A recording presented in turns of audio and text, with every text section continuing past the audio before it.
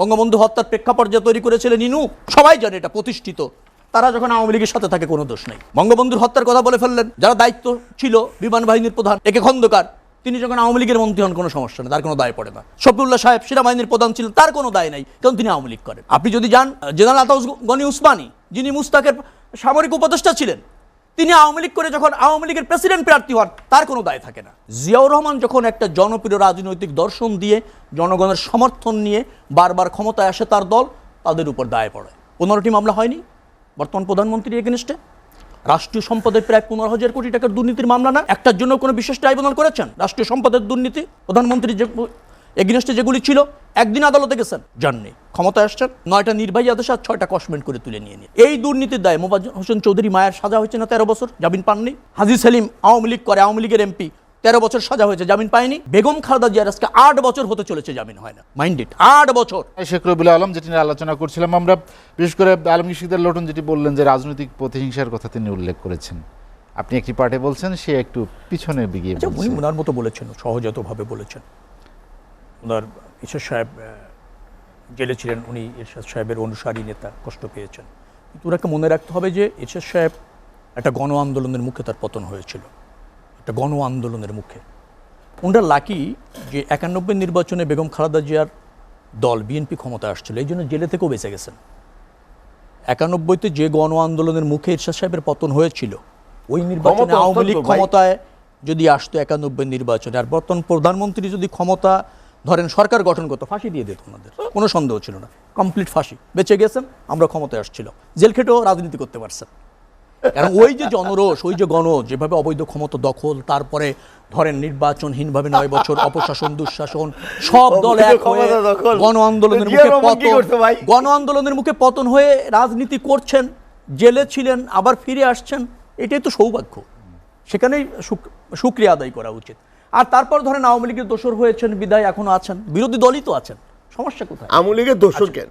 আওয়ামী লীগের সাথে আমরা সালাউদ্দিনের কথা, সালাউদ্দিন একটা কথা খুব মারাত্মকভাবে বলেছেন, তার কথার মধ্যেই প্রতিহিংসা রয়েছে। তিনি বলেছেন, যিনি বর্তমান প্রধানমন্ত্রীকে হত্যা করতে চেয়েছিলেন, খালেদা জিয়ার কথা বলেছেন, খুবই আপত্তিকর এবং খুবই প্রতিহিংসা পরায়ণ। আমি যে কথাটা প্রথম বলেছিলাম তারই প্রতিফলন সালাউদ্দিনের বক্তব্যের মধ্যে।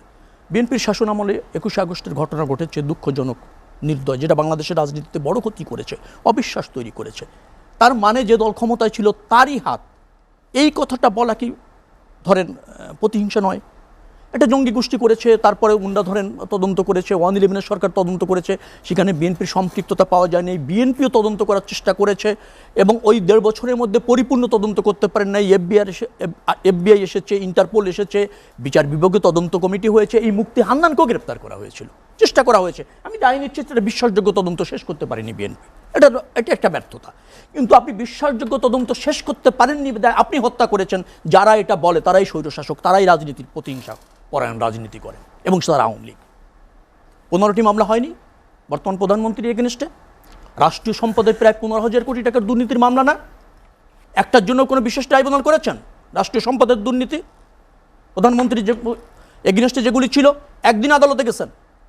যাননি। ক্ষমতায় আসছেন, 6টা নির্বাহী আদেশে আর 9টা নির্বাহী আদেশে আর 6টা কসমেন্ট করে তুলে নিয়ে নিয়েছেন।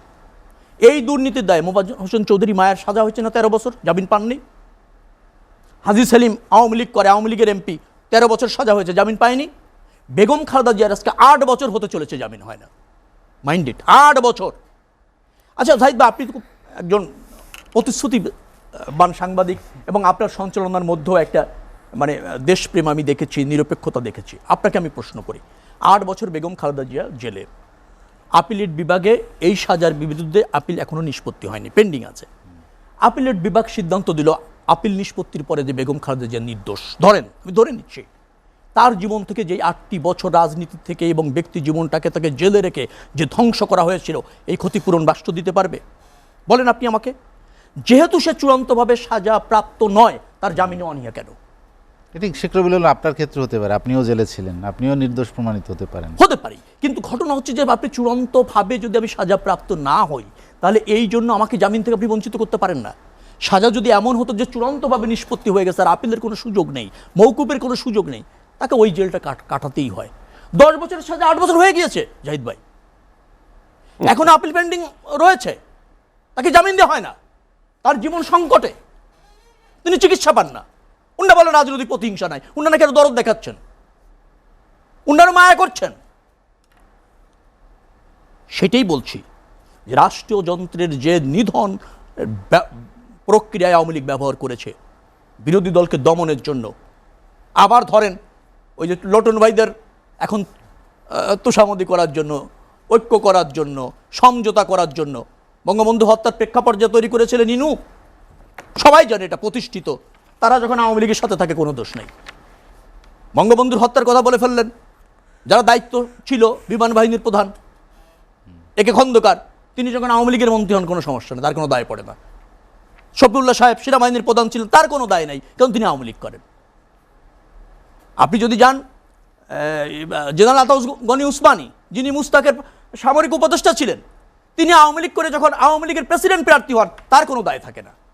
জিয়াউর রহমান যখন একটা জনপ্রিয় রাজনৈতিক দর্শন দিয়ে জনগণের সমর্থন নিয়ে বারবার ক্ষমতায় আসে তার দল, তাদের উপর দায় পড়ে, তাদেরকে নিধন করতে চায় আওয়ামী লীগ। আমি এই জন্য বলেছি বাংলাদেশে আওয়ামী লীগ হলো এমন একটি রাজনৈতিক দল যে শুধু নিজের ক্ষমতা চায়, যে তার প্রতিদ্বন্দ্বীকে নিধন করতে চায়, যে কোনো মূল্যে ক্ষমতায় চায়, এবং জনগণকে ডিপ্রাইভ করে রাষ্ট্রযন্ত্র ব্যবহার করতে ক্ষমতায় থাকতে চায়। এই ক্ষমতার মহতা এবং একদলীয় রাজনীতি এবং একদলীয় শাসন প্রতিষ্ঠিত করতে গিয়েই আওয়ামী লীগ আজকে বিভিন্ন দলের প্রতি বিভিন্ন প্রতিষ্ঠিত নেতৃত্বকে নিধন করার জন্য এই পথ অবলম্বন করেছে। আমি আবারও বলছি, রাষ্ট্রযন্ত্র ব্যবহার করছে। আমি আবারও বলছি, বিচার বিভাগকে ব্যবহার করেছে। আমি আবারও বলছি, নির্বাহী বিভাগের যে চূড়ান্ত ব্যবহার সেটা করেছে বিএনপির প্রতি এবং তার নেত্রীর প্রতি, সেটা এখনো অব্যাহত রয়েছে। এই প্রক্রিয়া থেকে আওয়ামী লীগ যেহেতু বের হচ্ছে না, অতএব জনগণকে সাথে নিয়ে প্রতিবাদ প্রতিরোধের মাধ্যমে আমাদের এটাকে মোকাবেলা করতে হবে।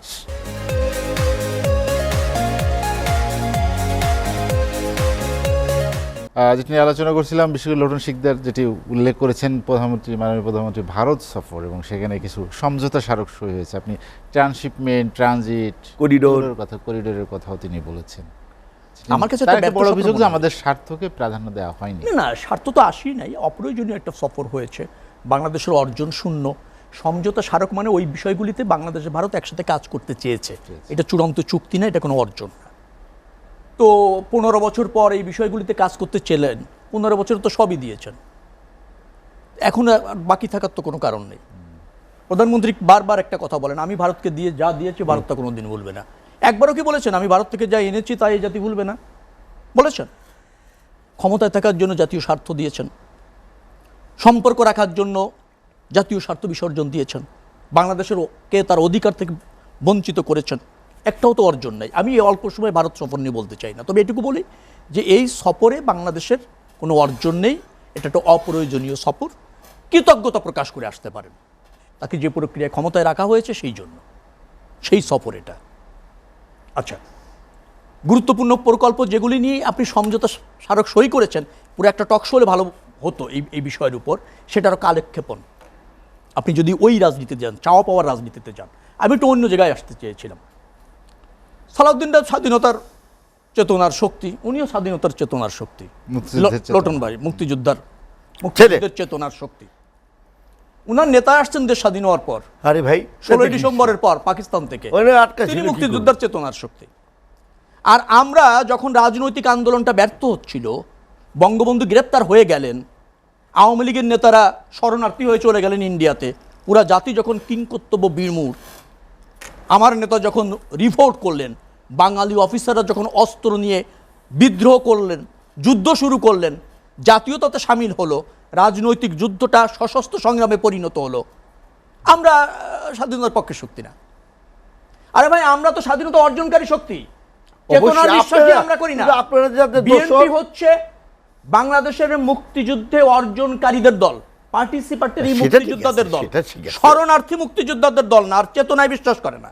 বিএনপির মুক্তিযোদ্ধার চেতনা নিয়ে রাজনৈতিক বাণিজ্য করে না, যেটা আওয়ামী লীগ করে, বিএনপি তা করে না।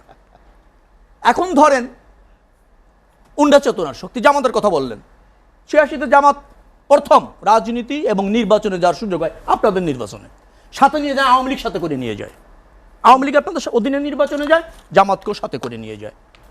প্রধানমন্ত্রী নিজে বলেছেন না, তখন সংসদে ছিল, 96-তে যখন সংসদে ছিল, ওই থেকে বেরিয়ে 96-তে যখন আওয়ামী লীগ জামাতের সাথে ঐক্য করলো, যুগপৎ আন্দোলন করলো, প্রধানমন্ত্রী নিজে বলেছেন না যেটা কৌশল, আপনার সাথে থাকলে কৌশল আর আমাদের সাথে থাকলে মুক্তিযুদ্ধ বিরোধী শক্তি যদি আওয়ামী লীগ এভাবে বলে সেটা রাজনীতি।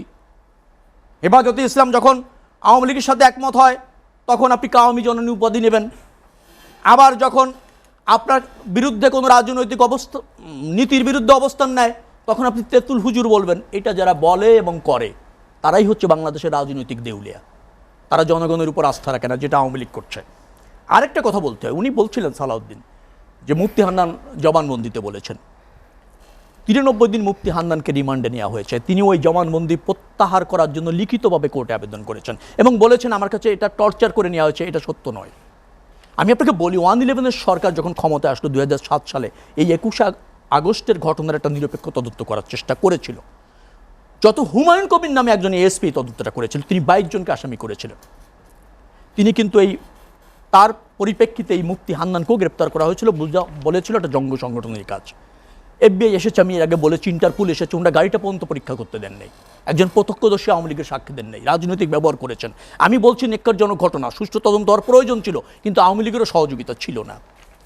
আচ্ছা, জজ মিয়ার কথা আপনারা বলেন, আমি খুব অবাক হই, জজ মিয়াকে গ্রেপ্তার করা হয়েছিল কোন পরিপ্রেক্ষিতে? আইন শৃঙ্খলা রক্ষাকারী তাকে গ্রেপ্তার করলে চূড়ান্তভাবে কিন্তু জজ মিয়াকে আসামি করা হয়নি 21 আগস্টের।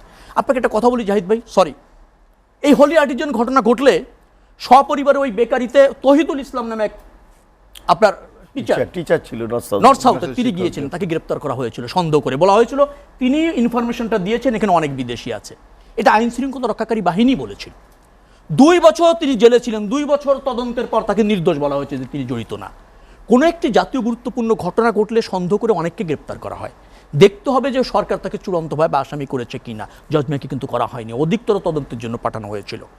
কোন একটি সরকারের আমলে একটি ঘটনা হৃদয় বিদারী বা ধরেন জাতীয় রাজনীতির পরিপন্থী হত্যাকাণ্ড ঘটলে ওই সরকার এবং ওই দল করেছে এটা যারা বলে ভাবে, আমি বললাম তারা রাজনীতিক প্রতিহিংসাবশত।